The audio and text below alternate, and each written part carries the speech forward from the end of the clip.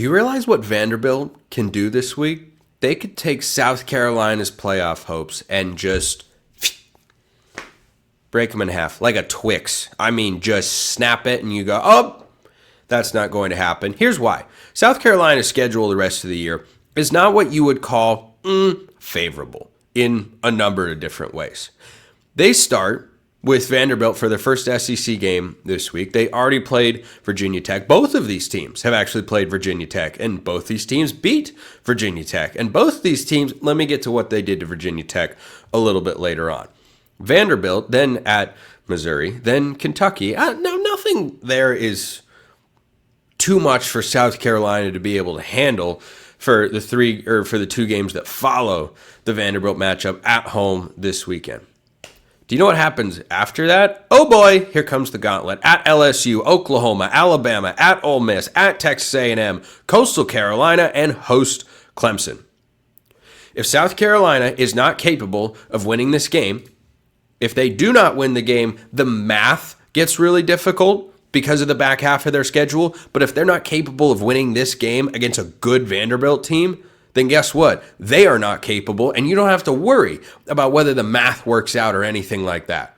Because if you can't go beat Vanderbilt on your home field as a 4.5-point favorite, according to our friends at FanDuel, then you're not going to be the team that a lot of people in Columbia, South Carolina were hoping you were going to have coming into the season. Now, two things I'm watching in this game when Vanderbilt travels to Columbia. Number one, does South Carolina jumpstart their running game? Through two games so far this season, they have run for just 244 yards as a team.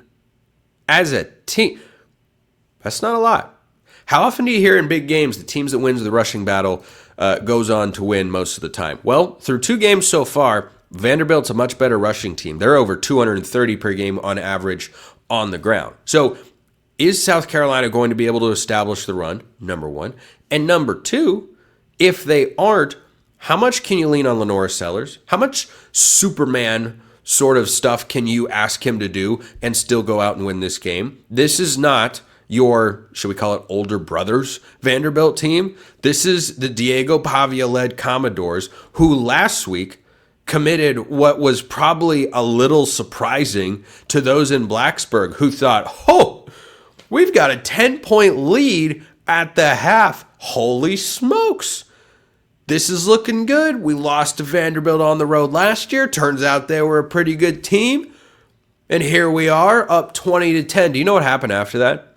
Diego Pavia and the Commodores went on a 34-0 run. 34-0. That was the second half for Vanderbilt last week in Blacksburg. Now they have to go to Columbia, and guess what?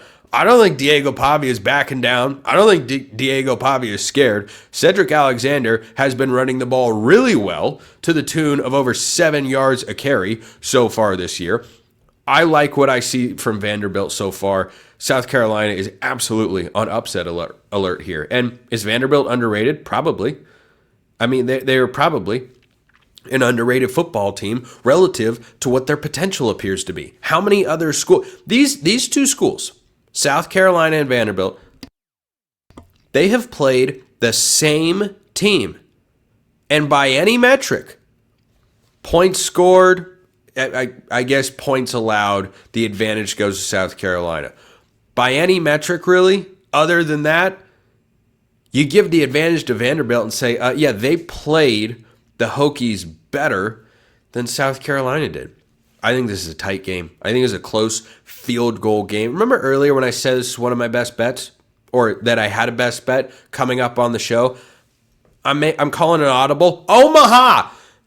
In the middle of recording this particular show, I do not have a best bet in this segment. I do have one coming up in the next segment, though, which is really exciting for all of us. So South Carolina favored at home. Got to put on a good display for the fans here. Against Vanderbilt by 4.5 points. I'm so tempted, so incredibly tempted to take Vanderbilt to pull the upset here. It wouldn't shock me.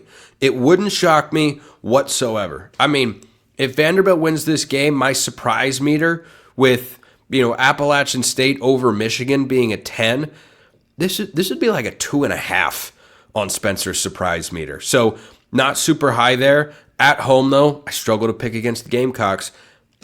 It is not Cocktober, but guess what? I like South Carolina. Liked them coming into the year. I like enough what I've seen so far. And the best player in the game is on one side of the field, and that is South Carolina's in front of the home fans. I will take South Carolina to win. I will take them ever so slightly to cover. I think this is a lower score game than people might think. 27-21.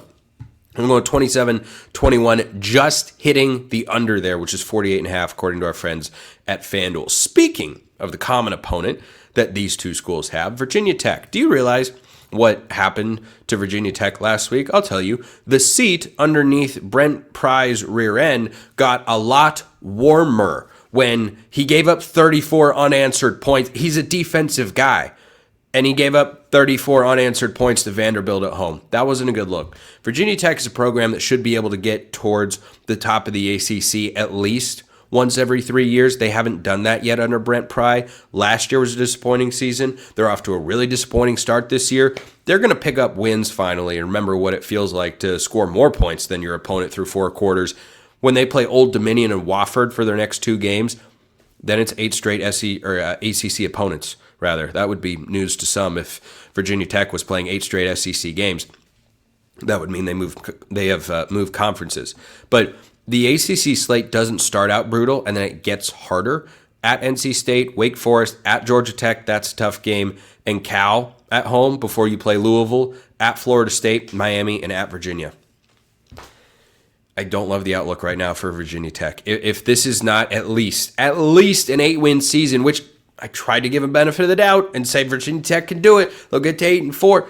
I think if it's not at least 8 wins, 7, sure, we'll consider, I suppose, keeping Brent Pry around. But if this is a team that misses a bowl game or has another losing record by the end of the season, then yeah, you could see some ripple effects in college football because Brent Pry could get fired. Now who gets hired? And then we start the whole coaching carousel. So that's the ripple effect I mentioned earlier that Diego Pavia and the Commodores set off last week, because you didn't just give Virginia Tech a loss on their home field. You gave them a loss that in some ways is embarrassing and can be a point that the administration looks at and goes, yeah, this is not where it's supposed to be in year 4. This isn't good enough. We've got to make a change.